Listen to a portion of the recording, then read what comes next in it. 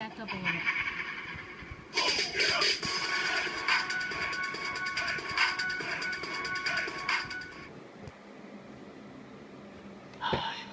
No, Freddy, I done told you I did some videos about you this year.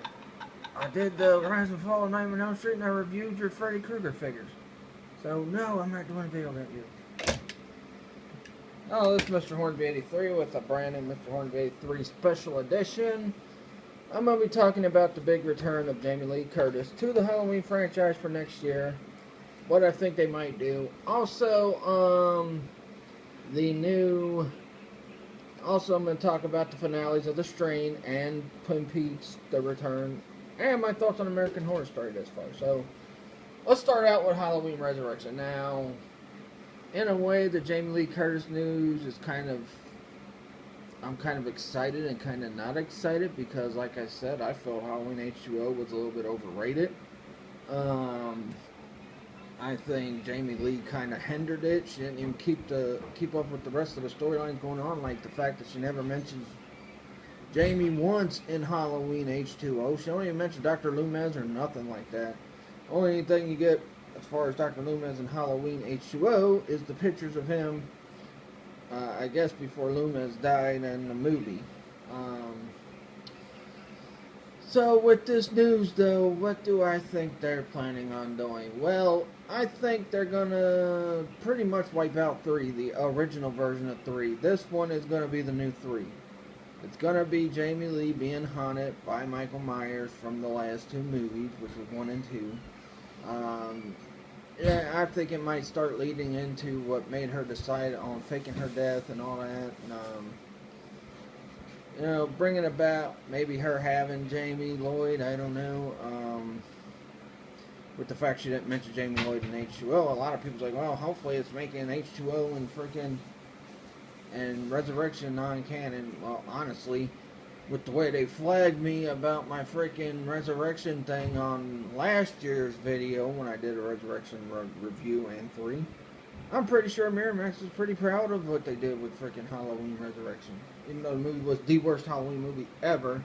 And don't give me no nonsense about the freaking crap with freaking Halloween remakes, because those are definitely better than Resurrection. So that's my thoughts on what they might possibly be doing with Jamie Lee Curtis in the next Halloween movie. Is her, leading to the events of her faking her death. Maybe she calls Loomis to help her fake it, tells him to look after Jamie, and then probably when he dies and Jamie dies, she just forgets about him. I don't know. I don't know, but I think Halloween, the original 3, is what's going to be wiped out. That's going to be the movie that's not canon. It's already not canon anyway, because 1, they were trying to start an anthology. 2, the storyline is totally different from the rest of the movies, so... All the other movies followed the storyline, well, except for H2O, or except for Resurrection, which freaking Busta Rhymes Kung Fu. Thinking about that just makes me angry. So that's my thoughts on what they might be doing with Jamie Lloyd for Halloween, the new one that's coming out next year. Twin Peaks, the Return finale, and the Strain finale. Now I'll get to Twin Peaks first. Now, the whole thing going through was that Dale's doppelganger was the one running around causing chaos and mayhem and all that. Finally, and Dale, he ended up taking over Dougie's body, which I guess was another seed that was planted either by him or the doppelganger, so that he couldn't take the doppelganger's life back. I don't know. But throughout most of the season, freaking the real Dale Cooper was pretty much vegetative. He was like, couldn't speak right, couldn't do nothing right. And then he saw something in the news that made him think, wait a minute, that guy looks familiar, maybe I was investigating. So he electrocutes himself.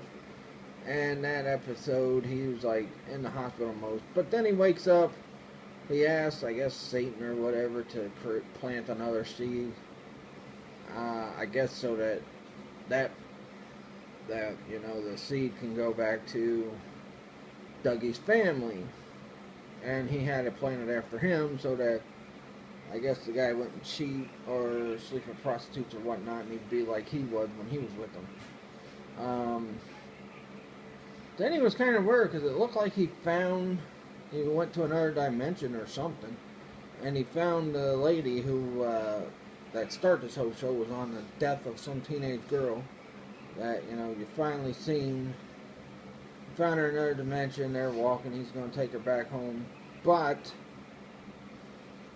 her home's not the home that he thought it was, and all that. Some other people were living there, and it was never owned by that girl's family. And the way it kind of ended was like a loud scream. So I'm guessing either Dale's going to be dead when he finishes his mission and stays dead, or he might come back to the real world and be himself again, but I don't know. Because throughout the show, most of them, they were talking a lot about how this is where Dale Cooper was killed, shot and killed, blah, blah, blah, blah, blah, blah, blah. It kept going on. The ending was kind of weird because she just started screaming real weirdly. Like, I'm like, what in the world is going on? She screamed and the power went out. That's kind of how it ended. Also, they left another freaking thing unanswered a couple episodes before they got to the big finales with that freaking Charlie guy, I think it is. Charlie and his wife. She talking about, I'm cheating on you with Bill, blah, blah, blah, blah, blah. It was just crazy. I think he ended up killing her. But it was a typical, I guess you could say, typical ending for Twin Peaks. I think there will be another season coming back. I don't know if they're going to finish out the story in the next season or not, or if they're going to have a few more seasons after that. I don't know. But it ended on a cliffhanger, so there's no way it's not coming back right now. So I don't know. Alright, now to the big Strain finale, which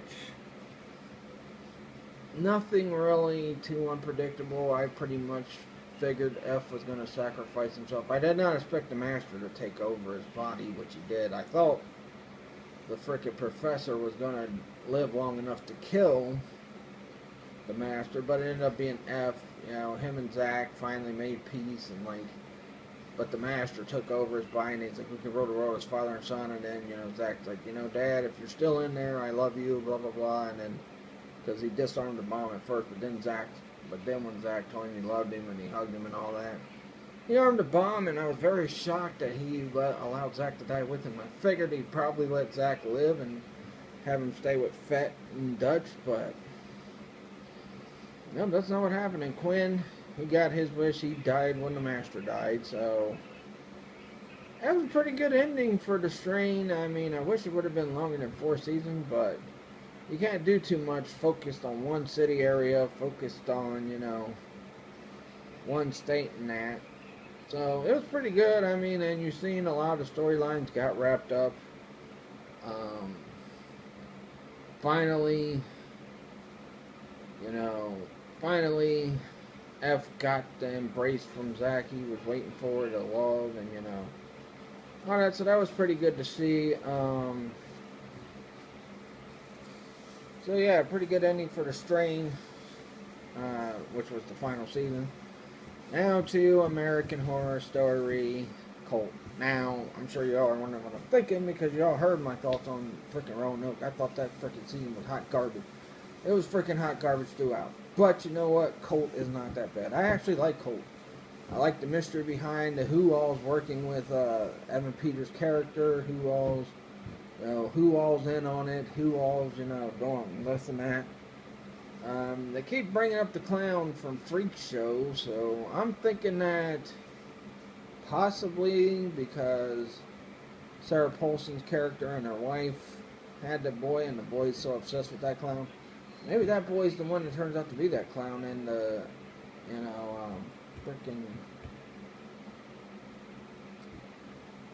in the Freak Show.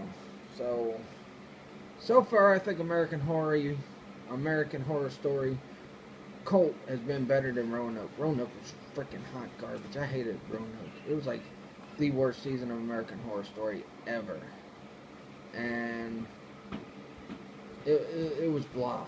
But this season so far has been pretty good. Now, Hopefully they don't have a strain where they start out strong with the season and end out weak with the season, because I think that's what kind of happened with a couple other seasons, like I guess Hotel and Freak Show and all that, with the way those started out and then where they ended, it was like kind of weak endings. But so I do like these 4 episodes so far. I can't wait to see where it goes from here, and I can't wait to see the season finale of this season.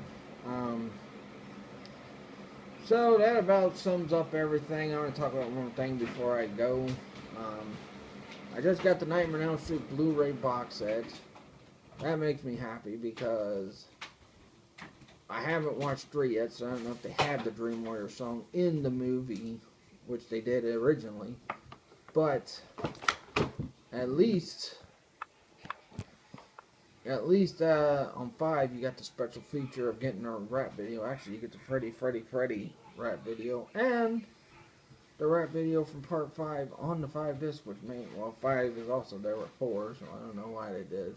Why they didn't just have that on 4 features and then have it on 5.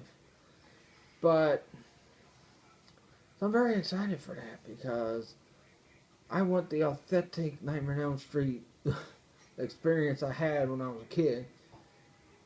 And I want everything that was a part of that when it was on VHS and that wasn't a part of it on the frickin' DVD box set that came out in 03, and I've checked several times and it hasn't been on there.